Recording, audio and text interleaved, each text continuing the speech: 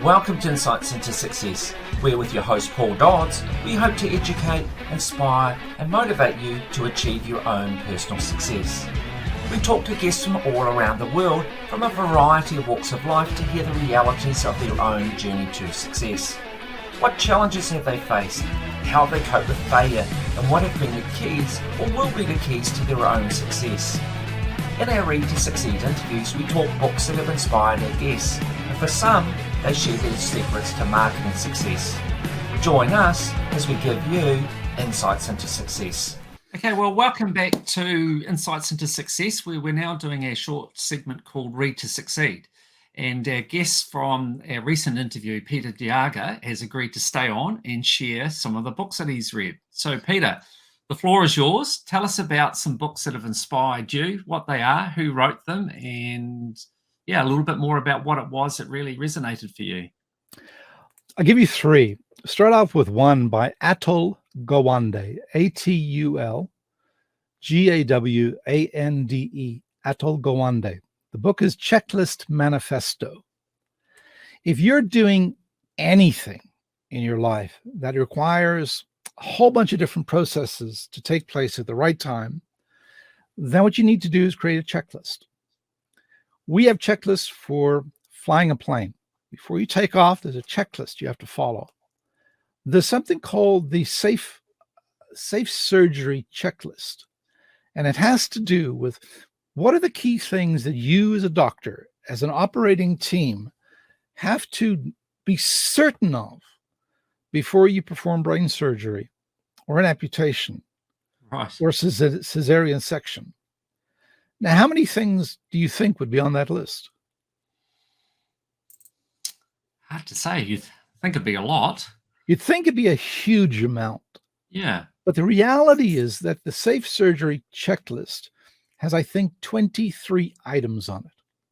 Okay.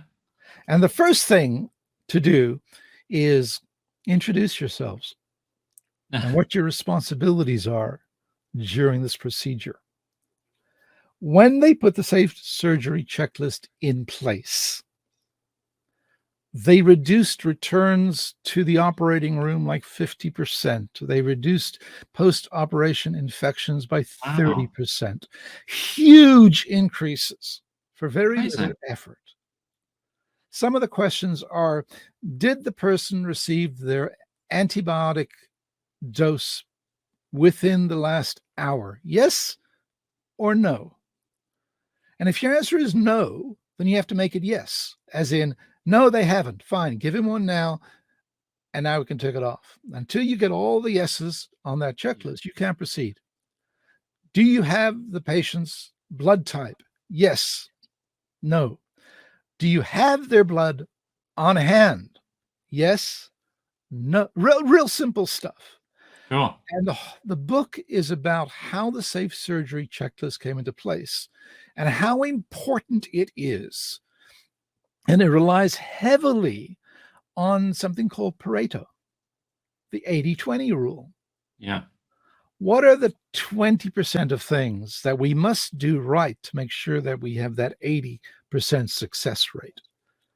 And narrow it down. What are the most important things to do? The safe surgery checklist is the core of the discussion. But the Checklist Maifesto is an incredibly powerful book for anyone who deals with process. Okay. The next one is a tiny little book. Okay. Are Your Lights On?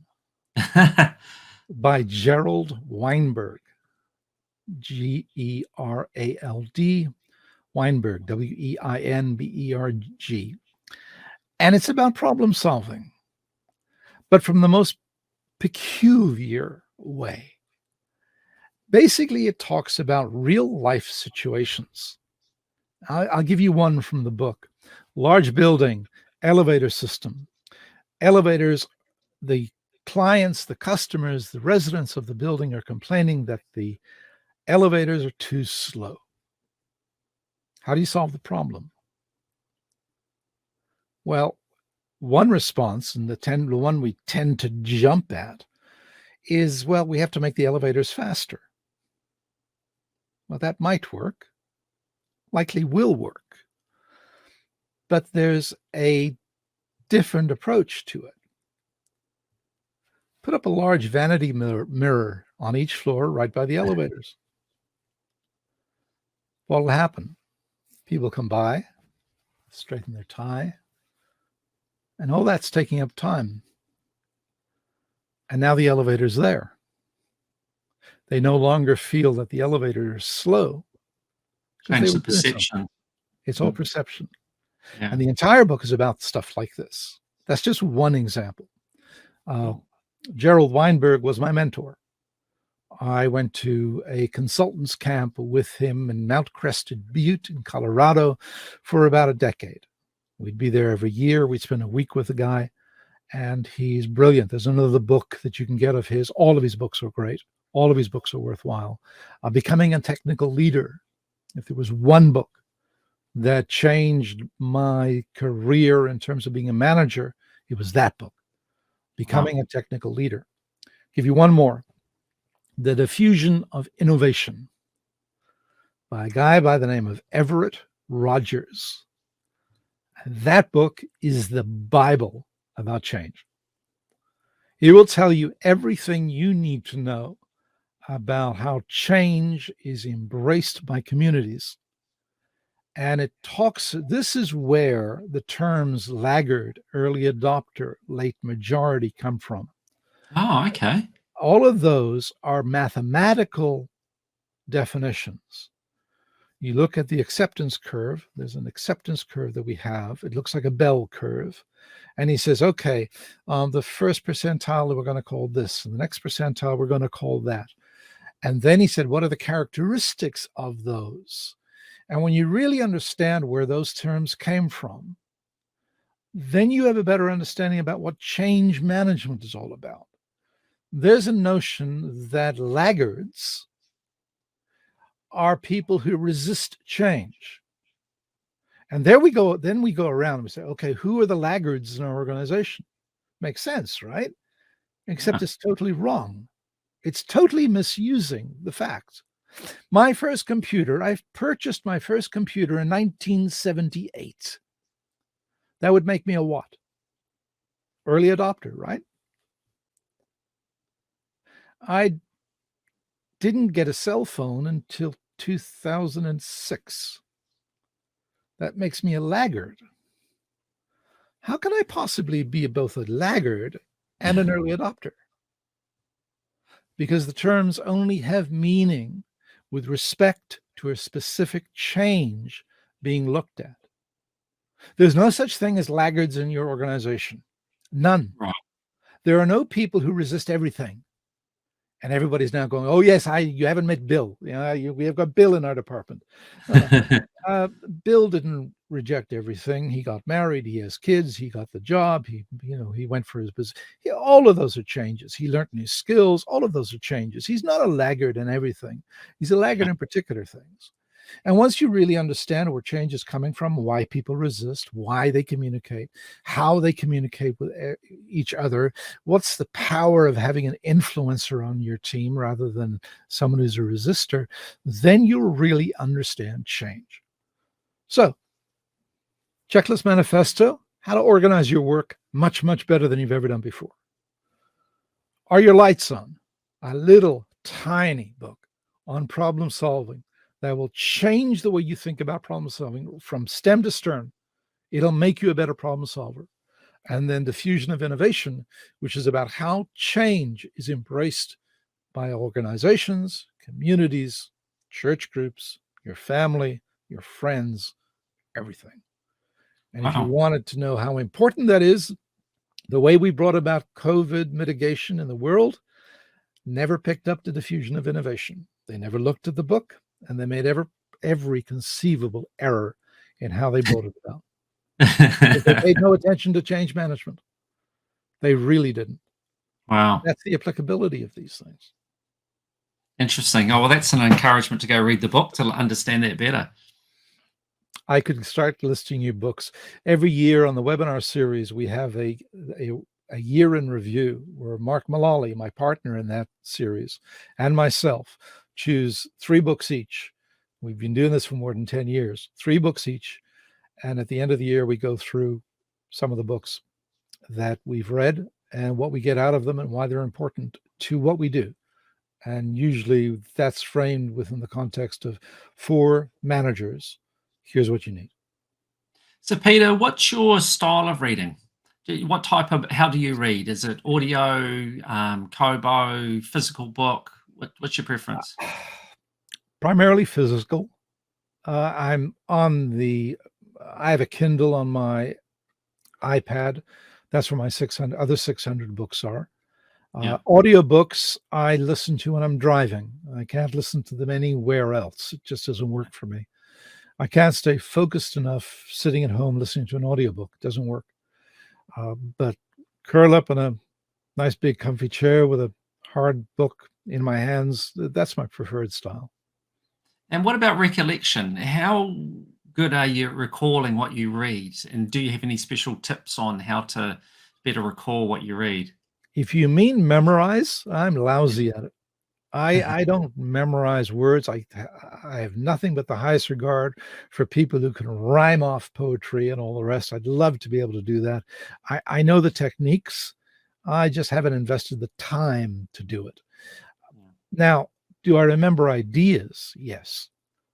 I'll sift through a book and the ideas will stay with me forever. I mean, there are half a dozen ideas in Zen and the Art of Motorcycle Maintenance, for example, just stick in my head as a way of understanding something.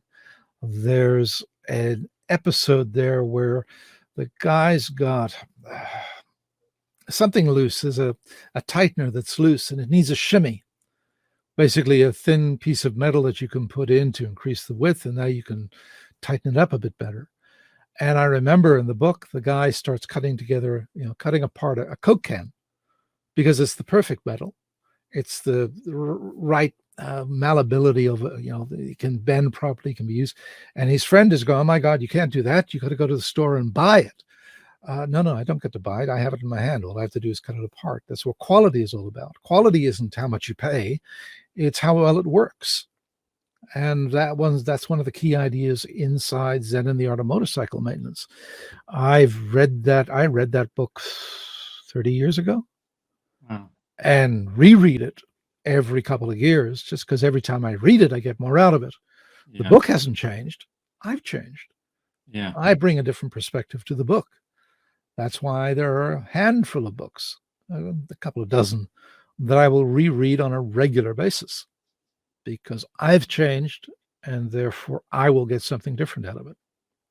And do you make notes from your books? Do you mark, certain paragraphs or sentences within books? Or I don't mark up books, not because it's sacrilegious or anything. I just tend not to write in books. I will take notes on a piece of paper, and I do that as a memory aid more than anything else. I don't go back to them. No one ever does. We just don't do that. But you write it down so that you remember it. I remember when I was a kid learning math, and you go into the exam, and I got cheat notes all over the place. I got cheat notes in my sock and up my sleeve and all the rest. And I've written these things out a great deal, paying full attention to what I'm writing. But I found I never had to actually look at them because of the fact that I wrote them. I knew what I wrote. So I never had to look. Yeah. And that's why you want to remember something, write it out. That's the way to do it. And just one final question. How often do you read? How many books would you read in a year? There used to be a time where I used to read a book a day. Wow. Now I'm always reading, but it's not a book a day. It might be a book a week. Yeah. So still a lot. I have 6,000 books on the bookshelves. Yeah. All right, Peter. Well, thank you so much. It's been fantastic talking to you today. You've had a really interesting perspective on things, and you've definitely given us some books to read that I've not heard of before, which is great. And that's what it's all about. So on our website, we've basically got a whole bunch of books with book reviews from Goodreads to encourage people to go there and get inspiration on what to read. from some really interesting guests such as yourself. So There are thank you for tons taking of the good time books. and contributing. There are tons of good books out there. I mean, we could do this for 5 hours and I wouldn't touch all the books we could talk about. For sure, for sure. Well, thank you so much for your time, Peter, and really appreciate it, and all the best. Thank you very much, Guy. Be good. Stay safe. Bye. Thank you.